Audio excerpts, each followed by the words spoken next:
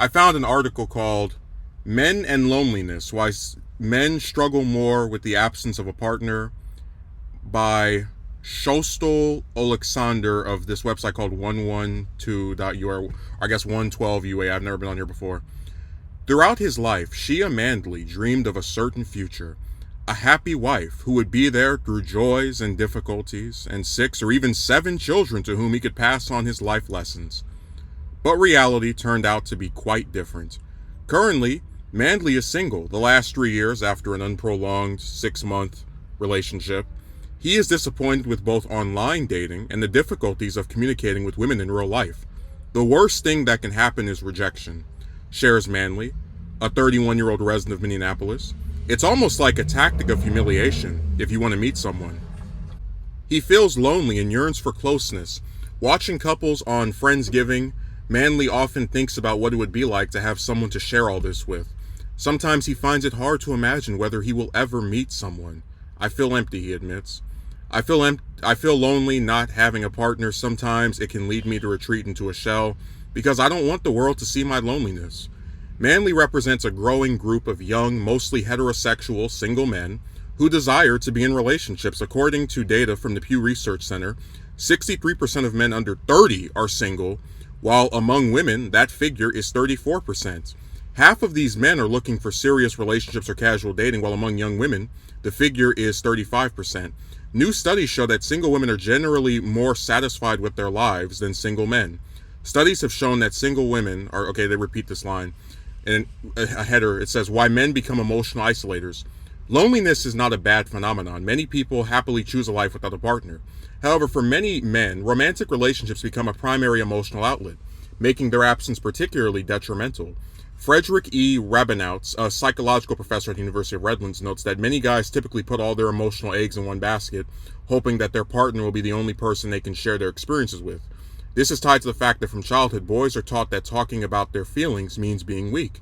They learn to just keep everything inside, says Rabinowitz. Men often try to fill the emotional void by seeking a romantic partner, the only person society allows them to be vulnerable with. This suppression of emotions has consequences for both romantic and friendly relationships. While teenage boys learn the ideals of masculinity, strength, resilience, independence, intimate relationships may seem contrary to these standards. As a result, platonic relationships often remain superficial, focusing on shared activities rather than deep connections. Breaking the vicious cycle of male stereotypes. The research team also notes that for men who have a supportive partner, life becomes happier and more balanced. Married men tend to exhibit better mental and physical health, as partners help them with household chores or remind them of important doctor visits. A man in a relationship might hear, "You really ought to stop at that 3rd beer," comments Levant, the author of The Problem with Men: Insights on Overcoming a Traumatic Childhood from a world-renowned psychologist. Research also shows that men feel a certain inadequacy without a partner, which can lead to self-deprecation and reinforce harmful stereotypes. Men feel insecurity as one of the main causes of their loneliness, emphasizes psychologist Elaine Ho. Men feel insecurity as one of... why do they keep repeating the same lines? To help men overcome these stereotypes, Rabinowitz hopes they can combine different traits from various aspects of masculinity, creating a new, healthier model. Can men overcome old notions and become more open and sensitive while still maintaining their strength? This involves openness and vulnerability, but also strength, having strong values, diligence in problem solving, and responsibility, notes Rabinowitz. My worth is more about how I make others feel, says Mike, a 32-year-old resident of Portland. Thus, media and psychologists are starting to question traditional male stereotypes, considering how they impact men's lives. The growing attention to this issue may lead to changes in the perception of the boundaries of masculinity in relationships in society. So, I wanted to read that article because I find the discourse around this topic very interesting. There's been a lot of antagonism over the years. You know, if you're a guy, if you don't have a girlfriend, there's something wrong with you, even though a majority of guys that would be considered young are not with a woman. Like, that's a fact that we can now prove with data. They mentioned that it's 36% of women that are single and that they tend to be more satisfied. And of course they do. They have more options in terms of different guys throwing themselves at them. And it's really not that hard to figure out that when you see a woman who is single, more often than not, that's because she chooses to be. Whereas for a guy who tend to have much slimmer pickings, if nothing at all, it's usually just kind of something that gets forced upon them. And look, there's, I know psychiatrists and therapists and all these other people that want to get in somebody's head are talking about how, these traditional male stereotypes are so harmful because they don't allow men to be more open. But honestly, like, I want you to really think about it, because the article doesn't mention this. We could sit here and crack the code in terms of, why do men feel like something is missing from their life when they are just by themselves, no romantic partner, no kids, right, etc. But even if you can diagnose or find reasons for that feeling of emptiness, you're still not able to articulate and explain why someone should be content with being denied the very basic things that they want out of living. Like, you read this article, it starts off with the recap of this guy named Manley, guy out of Minneapolis. Okay, the article talks about how he wanted to have a wife, 6 or 7 kids, and by the time you finish reading this article, it just hard pivots into all this discussion of psychological stuff that just has nothing to really do with making a guy like that, or a guy like me, any more content with our lot in life. Also, I have to say, where they mentioned that men are not, like, willing to be vulnerable, or they think it's like a weak trait. I mean, people have written that about me, like, just doing the videos talking about how, like, just the frustration of, going out and talking to some woman and trying to appeal to her, and then you find out she doesn't reciprocate, or if she does, she doesn't want kids. So then you're like, all right, well, there's no long-term future in this. But honestly, I've never really felt as though being with one of them would make me more open to, I guess, being vulnerable, because I'm pretty open about, like, my feelings or positions about things, because I just couldn't care less if someone doesn't like them, because I know that they would have an issue with me no matter what I did. So it's just, there's no incentive to give a damn. It's always funny to think about these women on social media that will mock men over the male loneliness epidemic.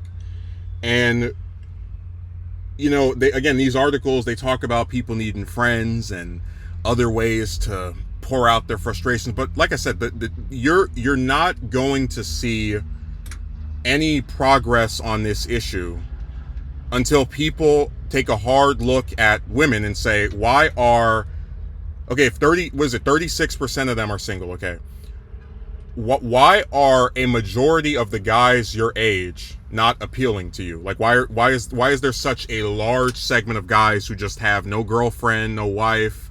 I mean, like, again, this is such a big number. A majority of guys under 30 don't have a girlfriend.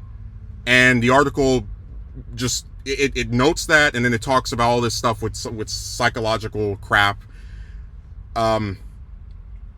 But again, there's no therapist, there's no person sitting in a chair or writing at a keyboard that's going to articulate to people like the man they used in the article, or myself, why you should be happy not having the things you want.